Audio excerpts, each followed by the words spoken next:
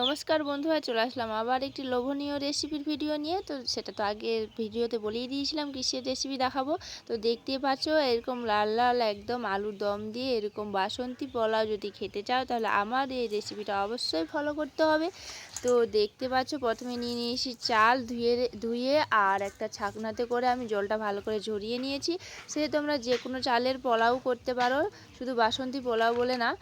তার জন্য যখন প্রথমে নিয়ে নিয়েছি কাজু, কিশমিশ, দারচিনি, এলাচ, একটু বা গোলাপের পাপড়ি, আর সঙ্গে চিনি, সঙ্গে হচ্ছে ঘিটা নিয়েছি আমি রাধারানী ঘি, যেটা আমি ইউজ করি। তোমরা কোন ঘি ইউজ করো অবশ্যই কমেন্ট করে জানাবে এবং কোনটা সবথেকে বেস্ট।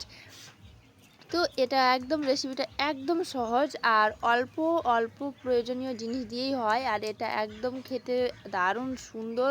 মাটন, চিকেন, আলুদম যে কোনো জিনিস দিয়ে তুমি একবার খেয়ে দেখবা, একদম অসাধারণ খেতে লাগে।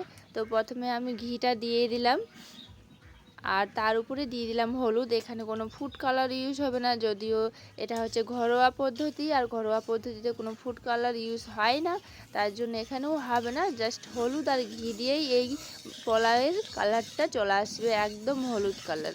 তো হালকা ভেজে নেব, এই ঘিটা আর হলুদটা ভেজে নেওয়ার পর যে চালটা আছে সেই চালের উপর দিয়ে দিব।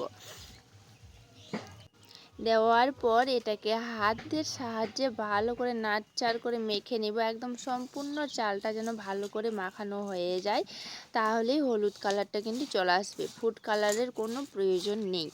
তো এটা যদি কেউ কেউ ভাবো শুধু বাসন্তী পোলাওটাই হয়, কিন্তু সব চালেরই পোলাও হয়, কিন্তু মানে যে বাসন্তী পোলাওটা হয় সেটা চালটার টেস্টটা একটু বেশি হয়, আর যেগুলো বাড়ির চাল বা অন্যান্য চালের হয় সেটা একটু টেস্টটা কম হয়। তো তোমরা যার যেটা ইচ্ছে ইউজ করবে। এটা কিন্তু আমার বাড়ির চাল, একটু আমি উপরের শুধু ক্যাপশনটা একটু বাসন্তী পোলাও লিখে দিয়েছি ঢং করে, তো তার জন্য আমি খুবই দুঃখিত। তো সেটা মেন বিষয় না, মেন বিষয় যেখানে সেখানে চলে আসি।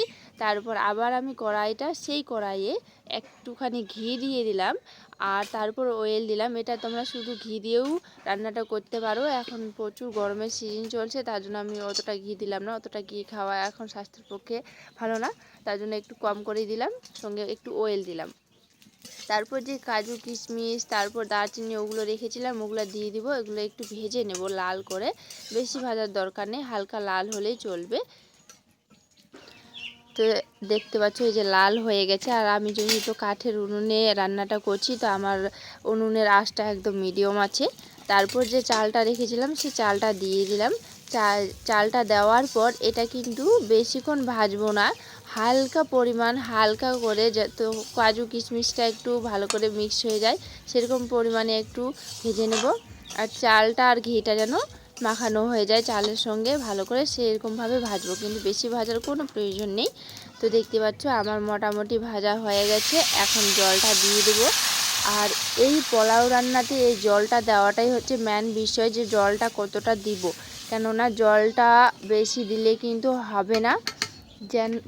যতটা চাল সেই পরিমাণ মতো জলটা দিতে হবে। আমি চালটা আমার দেখতে পেয়েছো বাটিতে নিয়েছিলাম, সেই বাটির এক বাটি আমি শুধু জল দিয়েছি, যে বাটিতে আমার চাল ছিল সেই বাটির এক বাটি জল শুধুমাত্র দিয়েছি।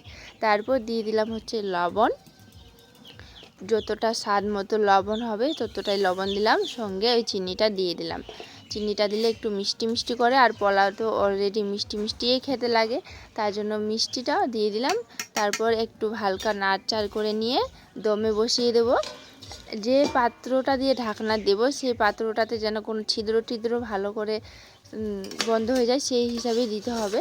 তো একদম পাক্কা 30 মিনিট দম দেওয়ার পর দেখতে পাচ্ছ এই যে আমার চলে এসছে একদম পোলাওটা কেমন হয়েছে দেখতে পাচ্ছ। এই যে কাজুতে ভরপুর, কিশমিশে ভরপুর, আর নিচটাও এখনও লাগেনি, একদম সুন্দর হয়ে আছে 30 মিনিট পর, কিন্তু পাক্কা 30 মিনিট পর। আর এই যে দেখো মাখো মাখো হয়ে আছে এখন, কিন্তু এটা ঠান্ডা হলে একদম জলটা টেনে নেবে আর ঝুরঝুরে হয়ে যাবে, সেটাও তোমাদেরকে শেয়ার করে আমি দেখাবো। তো আমার রেসিপিটা যদি ভালো লাগে তো অবশ্যই কমেন্ট করে জানাবে আর অন্য বন্ধুদেরকে শেয়ার করে দেবে, আর ভিডিওতে লাইক করবে। পেজে যারা নতুন আছো অবশ্যই ফলো করে দিবে, আর ইউটিউবে যারা নতুন আছো তো তারা সাবস্ক্রাইব করে দিবে। তো আমি এই যে একটা পাত্রে পোলাওটা ঢেলে নিয়েছি। কালারটা দেখতেই পাচ্ছ, হলদে হয়ে গেছে। আর এই যে দেখো তোমাদের দাদাভাইকে আমি খেতে দিয়েছিলাম, তখন ও দেখাচ্ছে দেখো কতটা ঝুরঝুরে হয়েছে। তো ভিডিওটা আমি এখানে শেষ করলাম। সবাই ভালো থাকবে, সুস্থ থাকবে, টাটা বাই বাই।